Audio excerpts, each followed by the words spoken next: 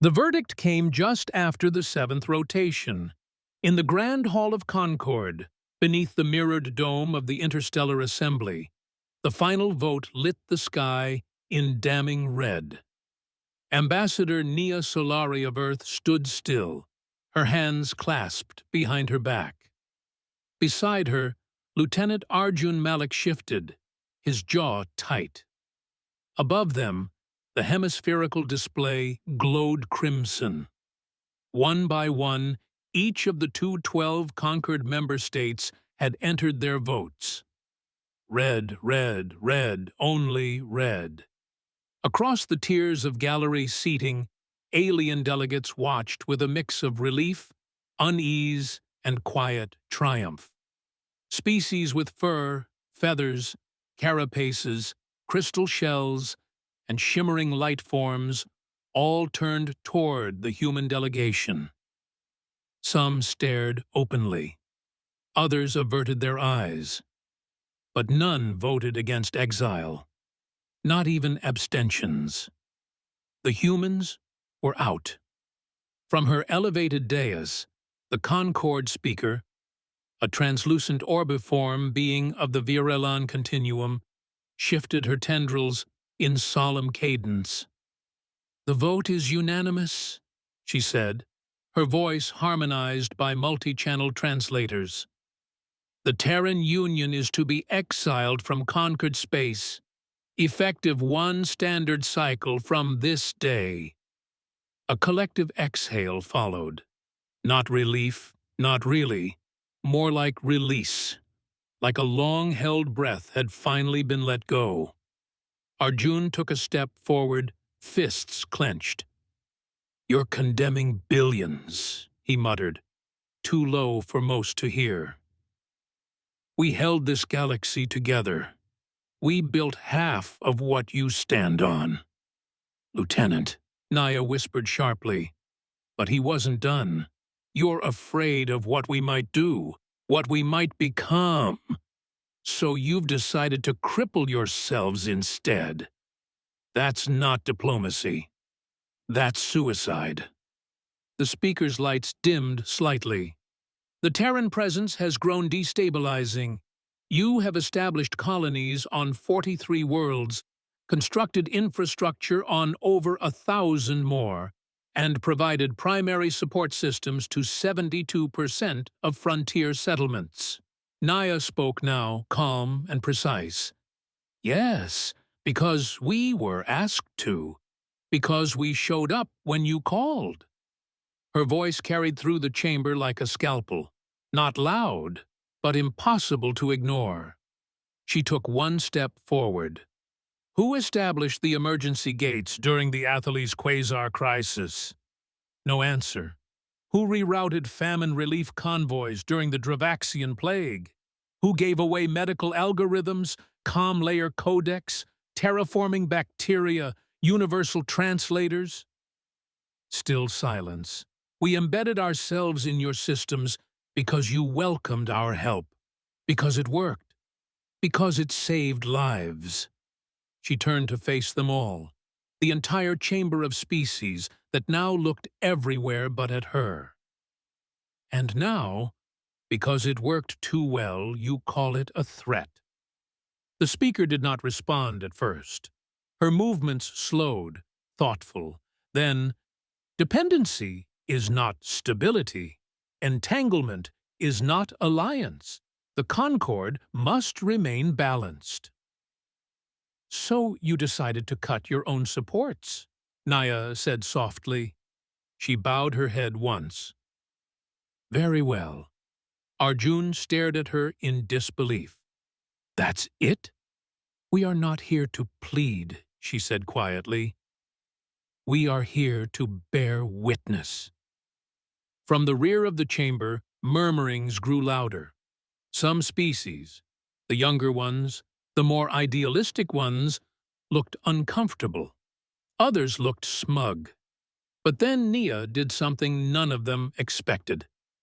She smiled, not out of defiance, not even sarcasm, just a quiet, controlled expression of finality. "If your fear is that "We've embedded ourselves too deeply," she said. "Then let us reassure you. You've made your decision, and we'll honor it." Arjun's voice was cold now. "But we won't leave anything behind." That got their attention. Tentacles twitched. Fins shifted. Crystals hummed. A wave of discomfort passed through the hall. Nia took one step back. "We'll take our people, our ships, our technology, our systems. We'll dismantle every gate we built, reclaim every code we authored, retrieve every algorithm we seeded." "You wanted a galaxy without humanity." Her eyes swept the room. "You're about to find out what that really means." The speaker moved again, more slowly now. "You will have 6 standard months to complete withdrawal from Concord space." "Understood," Naya replied. "You will receive surveillance during the evacuation period. Any hostile action will be met with military force." Nia inclined her head. "You'll find us very cooperative." The chamber was silent again, not peaceful, just stunned. They had expected protest, accusations, maybe a desperate plea. They had not expected acceptance. They had certainly not expected confidence. Back in their quarters, Arjun paced the perimeter of the small diplomatic suite, furious. "You should have said more, should have demanded at least a stay on enforcement. Do they even understand what they've done?" Naya was already transmitting encrypted orders to Earth High Command. "They're about to," she said. "You heard them. They think they're preserving balance, cutting away what they fear." "They're cutting their own throats," he snapped. "Exactly," she said. She keyed the last of the emergency exodus instructions into her console, then turned to face him fully. "They think we'll collapse without them. They don't realize the opposite is true." She took a breath. "We leave nothing behind. No gates, no food systems, no diagnostics, no logistics." "You think they'll let us take all that?" Arjun asked. "They voted to remove us," she said simply. "That includes our work, all of it." She gave a tired smile. "They never should have made us pack." 2 days later, aboard Earth Orbital Station Halcyon Prime, the briefing room buzzed with quiet intensity. President Tomas Alvarado stood before a display wall showing the entire network of human presence across Concord space. Dozens of colored threads lit up in the holographic sphere, green for colonies, blue for industrial stations, yellow for research nodes, and red for core diplomatic and transit hubs. The map looked like a nervous system superimposed on the stars. It was humanity's legacy, and it was being unstitched. "All right," Alvarado said, his voice sharp, clean. "Let's begin." He was flanked by Admiral Kyrie Rowe, head of the Exodus Fleet Initiative, and Dr. Sahana Desai, lead architect of the Quantum Bridge program. Admiral Rowe stepped forward first. "Our current count estimates 3.15 billion humans outside Sol system," she said. "They are distributed across 43 colonies, 211 orbital facilities, and roughly 4,700 civilian and commercial outposts." She gestured, and the stars flared brighter. Exodus command ships are now en route to each major population center. Disassembly and relocation teams are beginning Phase 1. Deconstruction. Dr. Desai followed. "Matter conversion units and molecular storage vessels are being deployed. We're not just evacuating people, we're packing everything, from skyscrapers to soil microbes." There was a long pause. Then Alvarado said what they were all thinking. "We are erasing ourselves from this galaxy." He turned toward the senior staff seated around the table. Military officers, engineers, migration experts, logistics commanders, economists. "We gave them our science, our logistics, our medicine, our ships. And they said we were dangerous." The room remained silent. "Now they want to see what the galaxy looks like without us," he said. "So let's show them." In orbit above Rhea 9, the colony of Solace Bay shimmered in the morning light. It had taken 80 years to terraform the planet, 40 to build its cities, and 12 hours to begin tearing them apart. Massive orbital lifters moved across the horizon, their shadows stretching over the red grass plains. Below, Director Hannah Kuroda stood at the edge of the colony's main square, issuing orders to the civilian dismantling teams. "Pack the libraries first," she instructed, "and the research labs. Upload the civic databases into backup nodes. Leave no node unsecured." A technician hesitated by the fountain plaza. "Even the gardens?" "All of it," Hannah replied. "Every seed, every root culture. Strip the topsoil layer and load it into the biocontainers." "But ma'am, there's nothing left here but rock without it." She looked out across the horizon, where wind turbines spun uselessly now that their networks had been cut. "That's the point," she said. And the agricultural belts of Lycera 4, harvesters buzzed across massive engineered farmlands. Everything was taken. The genetically optimized wheat, capable of thriving in methane-heavy air.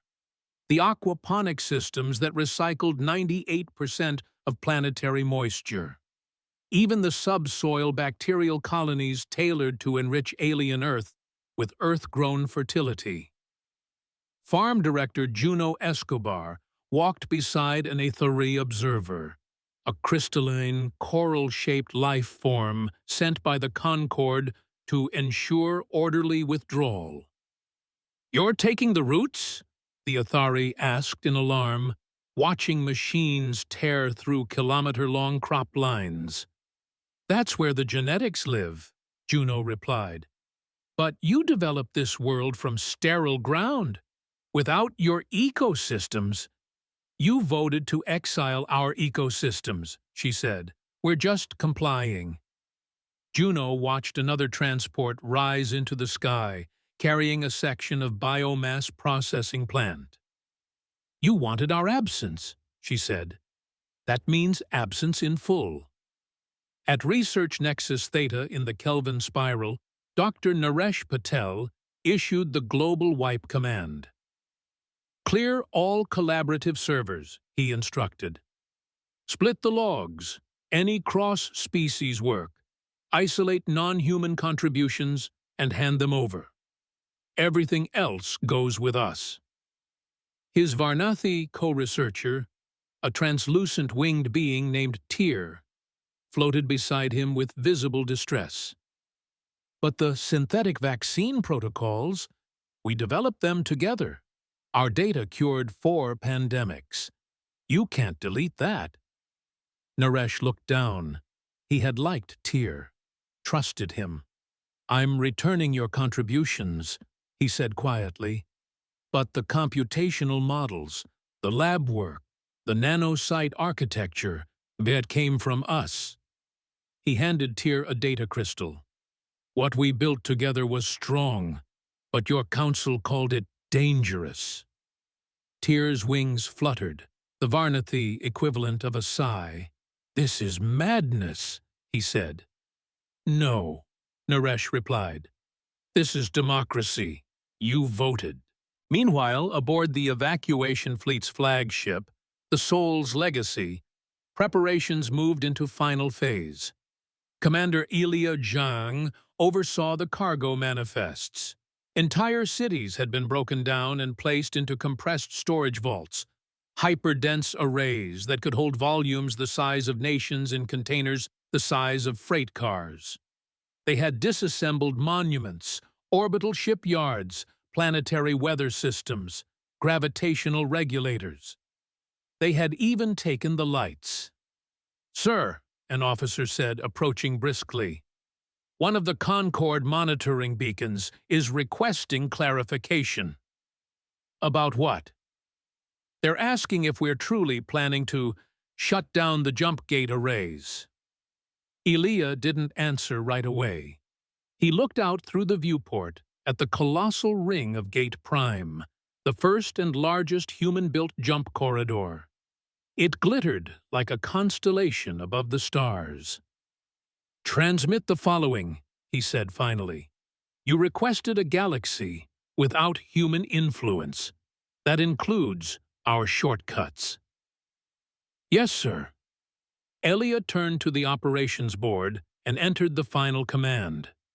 The massive wormhole gate shuddered, lights dimmed, and then the ring collapsed in on itself, folding its mass into molecular storage. The corridor closed. Permanently. Across the galaxy, alarms began to sound.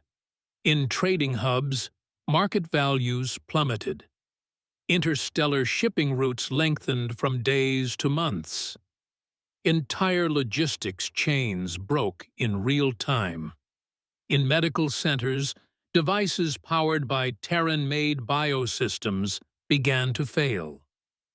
Diagnostic AI shut down.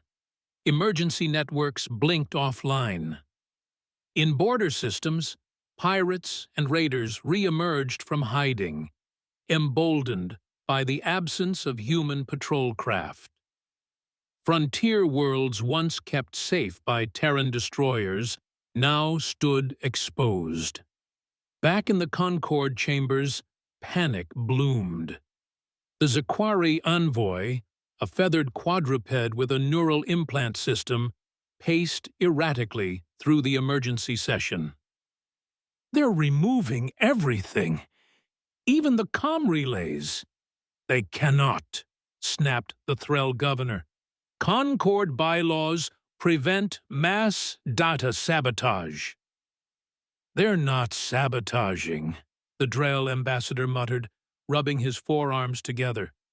"They're just uninstalling." "But our hospitals, our colonies." "Used their systems," the Drell finished. "We built on their backbone, and now it's gone." The Concord speaker pulsed in slow, dissonant waves. "Send an appeal." "To who?" came the answer. "They're not answering." Back in the Sol system, Earth buzzed with controlled chaos. Massive vessels took shape in orbital dry docks, the Exodus arcs, each a floating city, each equipped with self-sufficient biospheres and newly tested quantum bridge engines. On the surface, cities were being partially evacuated, partially retooled. No one wept. There was no room for sentiment. There was only the work. In an Earth Assembly broadcast, President Alvarado addressed the world. "We were never just one species among many," he said. "We were the arteries of this galaxy, and they cut us out." He looked directly into the camera. "So we will take back what we brought, not in anger, not in vengeance, but in perfect, clinical removal. Every grain of soil, every line of code, every atom of our contribution." He paused. "And when we are done, they will have what they asked for." He stepped back, and the screen filled with the emblem of Operation Exodus. A rising star over an empty horizon. Beneath it, the motto, "Let them see what silence truly is." It began with the flickering lights. Across dozens of worlds, from the frozen moons of the Cresh Accord to the floating cities of the Selinari, power grids built with Terran stabilizers began to fail. At first, it was minor. Elevator outages, intermittent flickers in environmental domes. But the malfunctions escalated. Gravity regulators pulsed at odd intervals. AI systems glitched. Emergency systems failed to reboot. And worst of all, no one could fix them, because the engineers were gone. On Velmari 6, a glittering medical sanctuary world, Dr. Kellis Carr paced outside the central trauma ward. "Still nothing from the supply ships?" he demanded. His aide shook her head. The Medline network collapsed after the jump corridors went down, and the quantum relays, they're offline. The core routing AI was Terran-made. We can't even contact neighboring systems. Inside, patients suffered without treatment. The viral inhibitor fields had shut off 3 days ago. Entire wings of the hospital lay dark. Dr. Carr placed a hand on the wall. "They didn't just leave," he said quietly. "They unraveled us." In the Sierran trade belt, once the busiest economic corridor in the western spiral, shipping came to a halt. The automated loading systems sat idle. Their processors had been designed to integrate with Terran freight protocols. Protocols now erased. Containers piled up on docking arms. Food rotted, raw materials backed up in storage. Captain Hask of the Zurnari merchant fleet floated over the Sierran control tower, staring at the silent terminals. "Nothing runs," his officer said. "Can we rewrite the systems?" They were modular, human-locked, encrypted. Hask nodded grimly. "I guess this is what they meant by taking it all." On Silex Station, located at the outer edge of the Shadara Nebula, riots broke out over clean water. The filtration systems, compact, elegant human inventions, had been standard for over 70% of Concord stations, and now they didn't work. One technician tried to repair them using copied schematics, but the documentation had been removed. The AI service tools had been disabled. The code was gone. In the central square, a crowd gathered around a fountain that once pulsed with clean drinking water. Now, it sputtered and spat metallic sludge. "They said humans were too influential," someone shouted. "Well, now we're free of them," another replied bitterly. "How's that working out?" In the Concord assembly, desperation bled through every motion. The Veilorian delegate demanded immediate deployment of emergency resource fleets. The Dreth called for emergency martial law in border systems.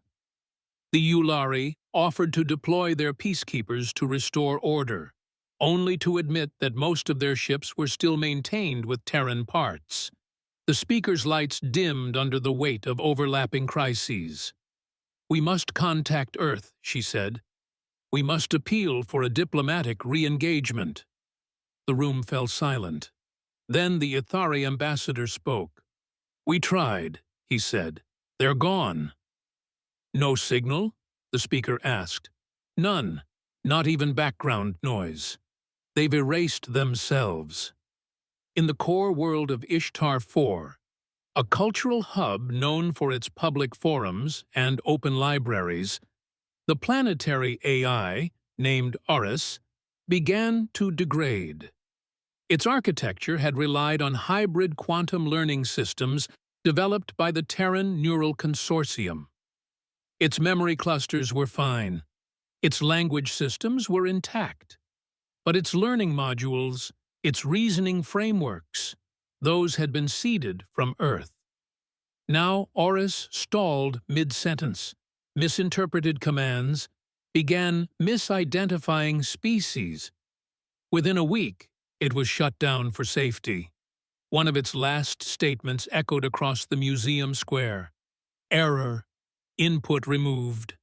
Foundation missing. Requesting. Parent system.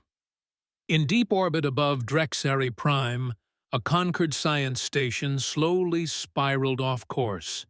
The planetary field stabilizers had failed. Inertial drift had set in. Without Terran-derived orbital damping software, the station's guidance AI couldn't adjust course. Scientists inside watched their projections, impact with the upper atmosphere in 71 hours. Their final message was transmitted in every known Concord frequency. We did not understand what they carried. We thought the backbone could be replaced. We were wrong. Across the outer territories, lawlessness spread. The pirate guilds of the Varn Belt, once held at bay by Terran patrols, rearmed within weeks. Convoys vanished, colonies burned. Refugees fled inward, hoping for protection that never came. At Halveth's Gate, a fortified system along the old trade spine, the planetary defense grid failed to engage during a pirate assault. A single Terran-built defense satellite had powered the relay. It had already been dismantled and packed away. The last message from the planet's surface: if any are listening, you shouldn't have let them leave. The Concord Assembly became a ghost of its former self. Many delegates stopped attending. The translation AI, once maintained by Terran language engineers, garbled key dialects. Debates faltered. Votes failed to process. Emergency measures became the only business of the day. One motion, quietly, desperately, proposed something unthinkable. Petition to reapproach the Terran Union for provisional readmittance and technical negotiations. It never passed a vote, not because they disagreed, but because no one knew how to contact them anymore.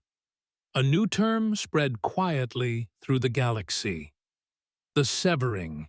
Some called it the Great Undoing. Others, more bitterly, just called it the consequence. Because the Terrans had not retaliated. They had not declared war, had not launched retribution strikes. They had simply obeyed. They left. And when they left, they took everything. Then came the silence. It arrived without announcement, not with shock waves or declarations, but in the quiet collapse of systems that no longer had anything to cling to. No Terran advisors answered distress beacons. No humanitarian fleets appeared in desperate sectors. No updates came through encrypted comms, because the encryption systems themselves were gone, their keys erased, their handlers vanished. Humanity had walked off the galactic stage and locked the doors behind them. In the ashes of the old Earth Embassy on Halvaron Prime, the capital moon of the Concord Assembly, one structure remained: a monument. It stood alone in the central plaza, built from matte black alloy, immune to time, atmosphere, and tampering. Etched into its surface, in every known language, "You feared us for what we might become. You cast us out for daring to reach too high. Now you have what you wanted, a galaxy without us. May it bring you peace, the people of Earth." Attempts to remove it failed. Plasma cutters broke. Anti-grav tethers snapped. Eventually, they left it alone. No vandal touched it. Even the desperate knew this monument wasn't a threat. It was a reminder. 5 months after the last Terran ship vanished, the Speaker of the Concord Assembly convened a closed session. Only 108 delegates remained. The rest were trapped in system-wide emergencies isolated by jump gate collapse, or simply too shamed to appear. The room felt hollow, wide, exposed. The speaker, once luminous and confident, now dimmed and flickering, addressed them. "We made a decision," she said. "It cannot be undone, but we must acknowledge what we have lost." Silence. Then the Dreth ambassador rasped from his fluid tank, "We cut the spine of our own civilization." Another delegate, a crystalline Korari, simply said, "We mistook roots for vines." Still another, "We thought removing them would slow them down. Instead, it stopped us." One by one, the Concord's outer colonies failed. No food shipments, no water recyclers, no functioning gates. Entire populations migrated inward, desperate for worlds with remaining infrastructure. Some systems tried to develop their own versions of Terran tech. None succeeded, because even when the physical systems were still present, the core code, the thinking that made it work, had been stripped. The Terrans hadn't just removed assets. They'd removed understanding. No manuals, no schematics, no instructors. They had withdrawn not only their presence, but their permission. Far beyond the galactic rim, in an arm of the universe the Concord had never mapped, the Exodus fleet emerged. 10,000 ships, 3 billion humans. Every child, every family, every technician, artist, builder, dreamer. Their new galaxy was young, sparsely populated, raw and burning with the light of new stars. Its worlds were still cooling, its skies thick with unbreathable gases. But it was clean, untouched, and most importantly, unclaimed. In orbit above a warm trinary system, President Thomas Alvarado stood aboard the Soul's Legacy and surveyed the view. 12 habitable worlds, 3 stars, 2 moons with rare mineral cores, and not a single sign of sentient life. "This is ours," he said. Dr. Sahana Desai nodded beside him, her gaze focused on the sensors. "We've seeded initial atmospheric processors, oceans forming, ecospheres stabilizing within predicted parameters." He smiled. "We don't have to ask anyone's permission now." "No," she agreed. "We just have to do what we've always done. Build." And build they did. In a decade, the first cities stood. Skylines rose on the continents of New Eden, Aurora Vale, and Kovalenko, names drawn from poets and engineers, philosophers and physicists. Education centers opened before the first government buildings, hospitals before banks, parks before palaces. Because this time, they weren't just surviving, they were starting over, with lessons burned deep into their collective memory. No dependence, no diplomacy games, no outreach without respect. In the capital city of New Trinity, a towering monument stood in a plaza of transparent stone. A map, a flat schematic of the Milky Way, was carved into its base. Beneath it, one simple inscription. "We offered everything. They wanted silence, so we gave it to them." Back in conquered space, the Outer Ring civilizations had begun to fall into neo-feudalism.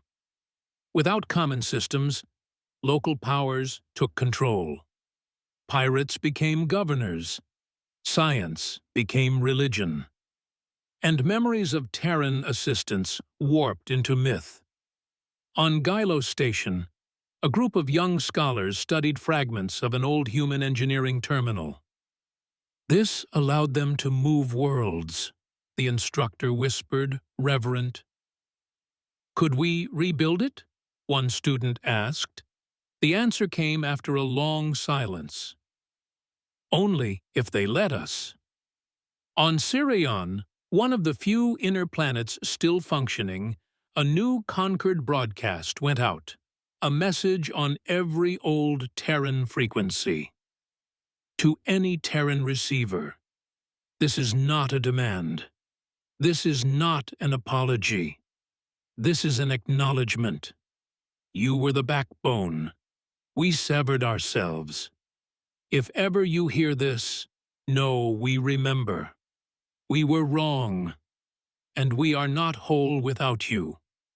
The message repeated every hour for a year. There was never a reply.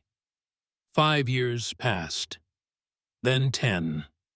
Rumors grew of distant lights on impossible frequencies, of gate technology appearing in far-off places, of a new species aiding fledgling civilizations with strange but elegant devices.